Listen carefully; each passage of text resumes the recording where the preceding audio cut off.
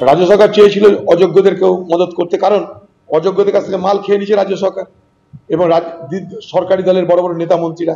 এখন যদি অযোগ্যদের আমি বসবার জন্য চেষ্টা না করে, অযোগ্যদের জন্য যদি ওকালতি না করে, তাহলে সে অযোগ্য তো তৃণমূলের নেতাদের বাড়ি হামলা করবে টাকার জন্য।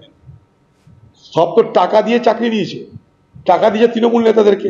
সেই তৃণমূলের চোরদেরকে বাঁচানোর জন্য দিদির সরকার আমাদেরই পয়সা খরচ করে সে অযোগ্যদের যাদের চাকরিতে নিযুক্তির জন্য পরীক্ষা দেওয়ার সুযোগ পাওয়া যায় তার চেষ্টা করছে, কারণ নাহলে তৃণমূলের বহু নেতার পিঠে ছাল উঠে যাবে এই অযোগ্যদের কাছে ঘুষ নেওয়ার বিনিময়ে চাকরি না দেওয়া এবং চাকরি হারানোর কারণ।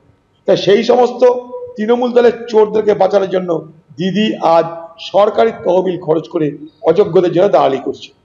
অর্থাৎ অযোগ্যদের হয়ে সওয়াল করছে বারবার রাজ্য সরকার। বিরোধীরা এই প্রশ্নই তুলছে। ডিভিশন বেঞ্চে গেল সরকার। গতকাল হাইকোর্টের নির্দেশকে চ্যালেঞ্জ করে ডিভিশন বেঞ্চের দ্বারস্থ সরকার এবং এসএসসি। বিচারপতি সৌমেন সেনের বেঞ্চে রাজ্য সরকার স্কুল সার্ভিস কমিশন।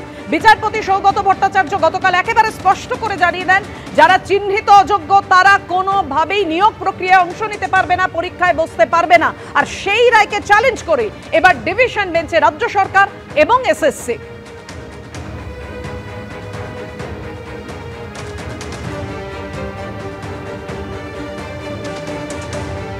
চাকরিহারা শিক্ষক অমিত ভূঁইয়া এই মুহূর্তে আমাদের সঙ্গে টেলিফোনে রয়েছে। অমিতবাবু, কি বলবেন? অযোগ্যদের হয়ে সওয়াল করে গতকাল যেখানে ধাক্কা খেল রাজ্য সরকার, এবার তারা পাল্টা সেই রায়কে চ্যালেঞ্জ করে ডিভিশন বেঞ্চের দ্বারস্থ হয়েছে। আপনাদের কি ভাবনা? দেখুন, এই রাজ্য সরকার এবং এসএসসি বরাবরই এই অযোগ্য এবং টেন্টেড ক্যান্ডিডেটদের পাশে দাঁড়ানোর চেষ্টা করেছে। তাদের কাছে যে 15,403 জন যে যোগ্য শিক্ষক এবং তার পাশাপাশি যে শিক্ষা কর্মীরা রয়েছে তাদের প্রতি ওনাদের কোনো নজর নেই। তারা কিভাবে স্কুলে ফিরবে, কিভাবে আবার সসম্মানে বিদ্যালয়ে ফিরবে তার প্রতি কোনো নজর নেই। তাদের পাশে দাঁড়াতে পারছেন না, কিন্তু বারবার এই অযোগ্য যাদের কাছ থেকে টাকার বিনিময়ে চাকরি বিক্রি করেছেন ওনারা তাদের প্রতি মনে হয় দায়বদ্ধ। আর যারা মেধার জোরে নিজেদের যোগ্যতার জোরে চাকরি পেয়েছে তাদের প্রতি ওনাদের কোনো দায়বদ্ধ নেই। এটা পশ্চিমবঙ্গের জন্য লজ্জা, বাঙালি জাতির জন্য লজ্জা। সরকার আরো একবার ভেবে দেখুক ওনারা শিক্ষা ব্যবস্থাটাকে কোন দিকে নিয়ে যেতে চাইছেন। ধন্যবাদ অমিত বাবু।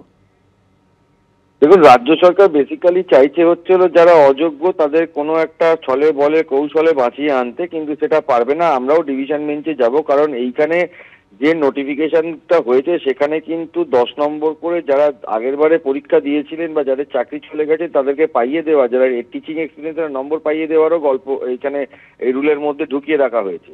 আর সুপ্রিম কোর্টের খুব স্পষ্টতই নির্দেশ যে নতুন পরীক্ষা হলে সেই নতুন পরীক্ষাতে কিন্তু এনারা বসতে পারবেন না, যারা অযোগ্য তারা বসতে পারবেন না। সুপ্রিম কোর্ট খুব ক্যাটাগরিক্যালি প্যারাগ্রাফ 49 একদম স্পেসিফিক্যালি বলেছেন, candidates not found to be specifically tainted এরাই পরীক্ষা দিতে পারবে অ্যামং দ্য 22 লাখ ক্যান্ডিডেট যারা পার্টিসিপেট করেছেন। তাই জন্য রাজ্য সরকার আমার যেটা মত বেসিক্যালি চাইছেন হলো যারা টেন্টেড ক্যান্ডিডেট বা যাদের নম্বর বাড়িয়ে দেওয়া হয়েছে বা যারা র্যাঙ্ক জাম্প করেছে বা যাদের ব্ল্যাঙ্ক ওয়েমার আছে তাদেরকেই আবার চাকরিতে বহাল রাখতে। তাই জন্যই ডিভিশন বেঞ্চে অ্যাপিল করেছে। সুপ্রিম কোর্ট খুললে আবার ইমিডিয়েটলি আবার আমরা কন্টেম্প পিটিশনও ফাইল করব।